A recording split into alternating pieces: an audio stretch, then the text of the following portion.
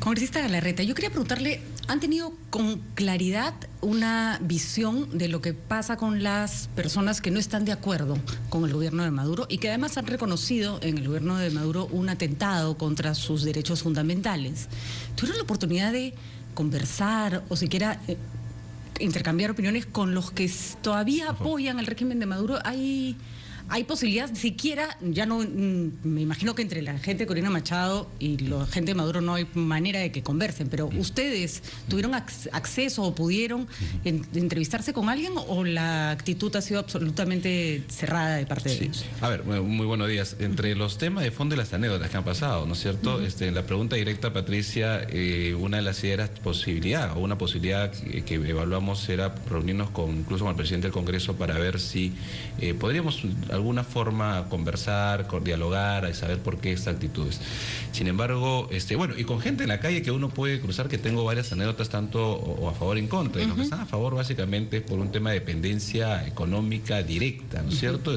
Creo que el radioyente y televidente tengan en cuenta que la dictadura chavista tiene casi más de 15 años. Entonces, muchos de los policías y militares y la policía, esta Guardia Civil que le llaman, son jóvenes de 28, 26, 30, 32 que han crecido subsidiados y que sienten que, de su punto de vista, este es un gobierno que les ha dado todo y que la monarquía y los capitalistas y la gente de plata se lo quieren quitar. Sin embargo, quienes protestan contra Maduro es gente de la más humilde hasta gente de clase media y gente alta. Entonces, quienes están a favor van por ese lado, por una dependencia absoluta y además que de un grupo que ha crecido casi una generación y media completa.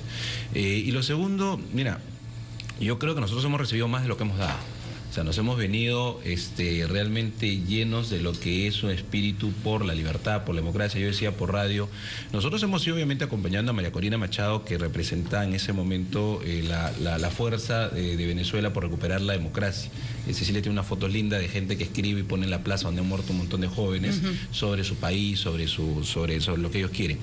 Pero el tema de fondo, y lo dije, en Venezuela se juega el destino de Latinoamérica. Es decir, el gobierno de Maduro, dependiendo del gobierno de Maduro, va a depender mucho de lo que pasa en Centroamérica, en Sudamérica. ¿Y por qué es importante esto? Algunos dicen, pero ¿por qué dictadura si ganaron las elecciones? Sin decir los nombres, porque el embajador de Venezuela debe estar muy atento. Por ejemplo, una persona que yo ni sabía si era chavista o no, que la conocí, evitando su nombre, ella tiene un cubano asiliado, escondido en su casa. Ese cubano vino con 1.500 a 2.000 cubanos en la elección que el señor Capriles pierde o le roba, para votar. Le dieron cédula venezolana para votar por Maduro. Y a él, o Chávez en ese momento, pelea con Chávez antes que fallezca, y a él se retira, porque se sale de los cubanos que ya no quieren regresar y más bien se pasa al otro lado y lo esconden. Más allá del hecho que está escondido el cubano, lo que significa es pues que ha habido un fraude tremendo. ¿Y por qué la UNASUR, que ha estado allá en Caracas, sigue apantallando o mirando hacia un costado, haciendo gestos que ninguno de los acuerdos en Lima se ha cumplido, Raúl, Ricardo y Patricia? Ninguno se ha cumplido. Y termino con esto. Dirán, pero el Parlamento toma decisiones porque hay mayoría. Nos hemos reunido con los líderes de oposición, los políticos del Parlamento, y ellos ganaron 52 a 46%. Lo explicó acá Antonio Ledesma alguna vez que me lo encontró allá ayer. Y no sabes lo que uno siente cuando se encuentra con Antonio Ledesma, con Lilian, la esposa de Leopoldo, a quien yo los he conocido acá hace más de 2 años y me he reunido con ellos acá. O sea, para mí ha sido, y creo para los tres, pero yo encontrarme con los padres de Leopoldo. Lilian es una persona a la que yo de acá le mandé un mensaje y se lo di allá en persona, pensando en su familia, ya no en ella.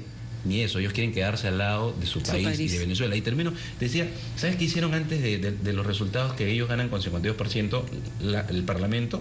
Cambian los distritos electorales. Entonces, Caracas, que obviamente donde ganan y le toca, por decir 20 parlamentarios, le suman otro distrito electoral, en ese momento que ya habían elecciones, pero que esos meses que faltan para dejar el cargo, cambia el Parlamento las reglas y ya no les toca 20, sino en el otro donde ellos ganaban ahí los del gobierno, al final se lo bajan a 14 por un cambio de distrito electoral. Y obviamente terminan teniendo mayoría, a pesar de que... Entonces, ese es un fraude, pues. Entonces no podemos decir que no, ahí no pasa nada, que eso es... Pero ¿cuál es el próximo? ¿No? Y ahora que los tres han estado allá reunidos también con oposición, han conversado largo también con María Corina, se han reunido con otros líderes de oposición.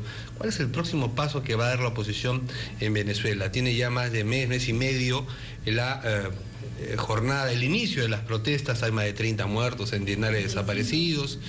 miles de detenidos. ¿Cuál es el próximo paso que va a dar la oposición? Porque hay un sector de ella, con Enrique Capriles a la cabeza, que quiere esperar, o pareciera querer esperar, el término del mandato de Nicolás Maduro.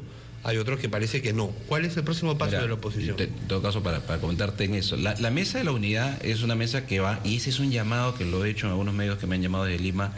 La izquierda peruana y latinoamericana está en el lado equivocado de la historia, porque cuando tú llegas a Venezuela, los diputados que se reúnen con nosotros son de izquierda, de centroizquierda, de centroderecha y de derecha, porque entiende que lo que hay al frente no es un gobierno democrático de ninguna de las tendencias políticas. Entonces, Enrique Capriles tiene una posición en la mesa de la unidad que ha cumplido un rol importante y lo sigue cumpliendo, que es el momento de haber llevado a la oposición hasta donde está.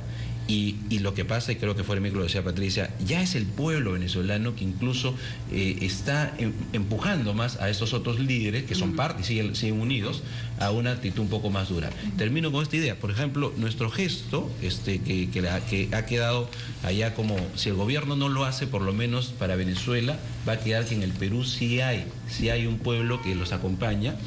Tal vez no va a impedir que a María Corina la arresten dentro de unos días, que ojalá no sea así, pero sí permitió unas horas que han podido coordinar sus decisiones, que no las voy a comentar obviamente por obvias razones, para darle por lo menos un aire, ¿no? Entonces ellos están evaluando cuál va a ser la decisión, si ella va al Parlamento el martes, si la oposición... Mira, la gente sigue en las calles, más que la oposición misma, la gente está en las calles todos los días, entonces es un tema que probablemente continúe, y el gobierno no da más allá de esos gestos que para mí son maquillajes, como la reunión de UNASUR ayer venezolana. Bueno, es una jornada larga la que nos espera, en realidad. No es tan sencillo el asunto.